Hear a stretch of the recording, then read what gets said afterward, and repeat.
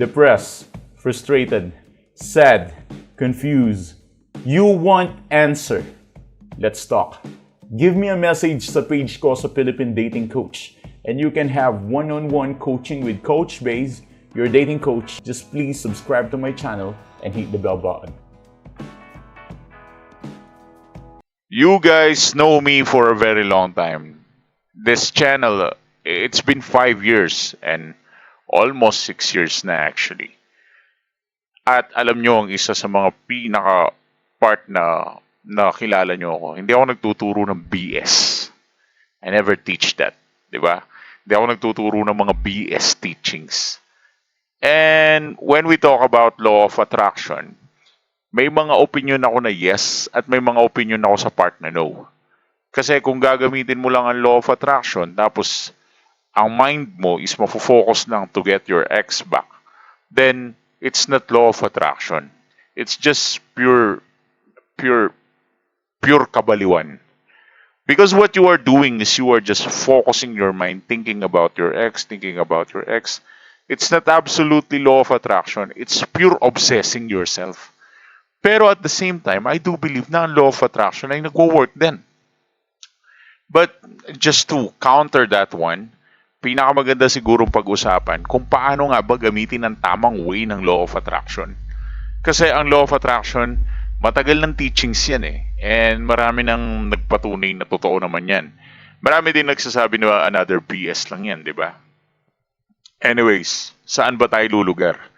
Lalo na sa mga ganitong sitwasyon na we want to get our ex back in our lives, ano nga ba yung magandang counter para hindi tayo nagiging parang ganito, di ba? So, first of all, kung gagamit ka ng law of attraction, ang pinakamaganda sigurong gawin mo is more on belief rather than thinking.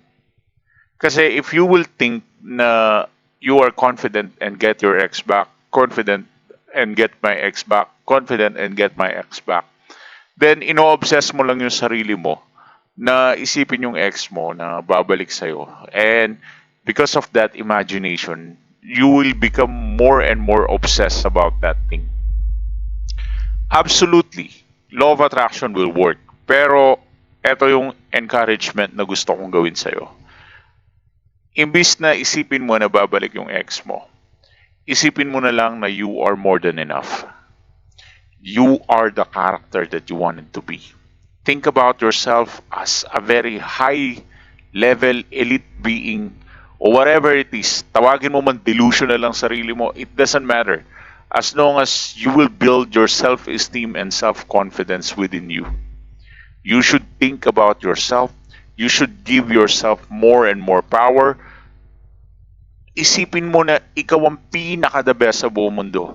Although wala kang napatunayan. Like, for example lang naman, di ko naman sinasabing wala talaga. Pero kung wala ka pa napapatunayan, kagaya ng mga professional athlete, mga presidente, or naging mayaman, or may mga pangarap ka na hindi mo pa naaabot, then you will ask yourself, paano ko titignan at iisipin na yung self-esteem ko at yung sarili ko ay napakataas at elite level kung wala pa ako napapatunayan? Well, dyan papasok yung salitang law of attraction.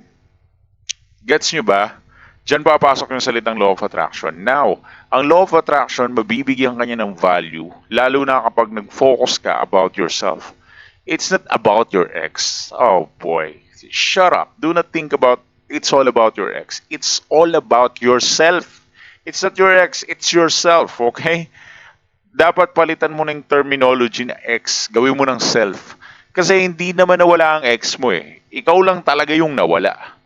And now you need to get back to who you are. You need to go ahead and wear your soul.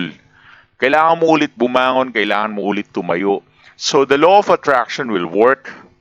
Not necessarily na magwo-work siya na isipin ko yung ex ko, babalik siya. Imaginein ko, tomorrow babalik siya, yung itsura niya. Man, that's pathetic. Diyos ko, kahiya-hiya yan. Anong pinaggagawa mo? Parang mo sinasamba yung ex mo, di ba? Parang sa mind mo, parang ginagawa mo siyang almost godlike dahil lang sa paghiling na bumalik siya. And the more na ginagawa mo yung pag-i-imagine na babalik yung ex mo, the more na sinasabi mong wala kang kwentang tao. Bakit ko nasabing the more na iniisip mo, the more na iniisip mo wala kang kwentang tao? Kasi dinidevalue mo yung sarili mo eh. Parang lagi mong nire-remind yung sarili mo at yung kaluluwa mo na hindi mo kayang ibalik. Kapag hindi bumalik yung ex mo, hindi ka magiging masaya. You will not be happy. Oh boy. Kapag ganyan ka mag-isip, talagang papangit talaga buhay mo. Maniwala ka sa akin. Papangit self-esteem mo, papangit confidence mo, wala, lalong bababa yung level ng attraction mo. Lalong dadami yung may ayaw sa'yo. Dati ex mo lang yung iniwan ka. Ngayon, buong mundo iiwanan ka kasi yung self-esteem mo pababa ng pababa. Yung value mo pababa ng pababa. But when you try the law of attraction using wisdom or the truth about it na instead of, alam mo yun, bombarding yourself, instead of thinking yourself na getting your ex back or something like that, it's absolutely different now. Why? Because now you are thinking how to elevate, to level up yourself. Alam mo, imbis na isipin mo ang ex mo gamit ang law of attraction, isipin mo na lang yung mga achievements na pangarap mo sa buhay, sa career mo, sa goal mo. Ano ba, wala ka bang pangarap? Di naman pwedeng wala. Dapat meron. Lahat na nanonood dito sa Philippine Dating Coach may pangarap. Kung ikaw wala ka, dapat mag-isip ka na. Hindi pwedeng wala. Dapat meron. And you need to think about that. You need to meditate it. You need to use the law of attraction.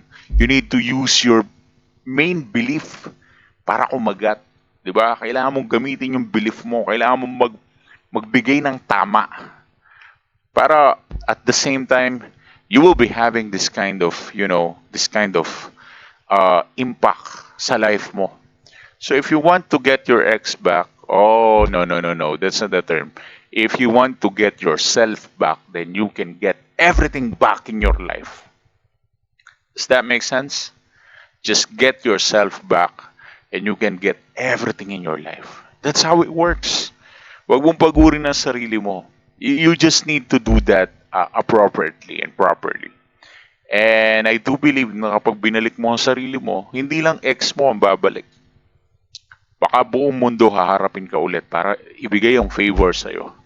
Hindi lang partner, it talks about life, future, at unti mong kayamanan, it talks about everything. That is why if you want to apply the law of attraction, use it in the right way, not in the wrong way.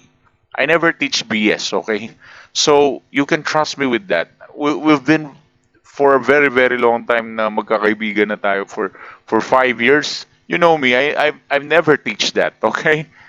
Anyways, thanks for watching.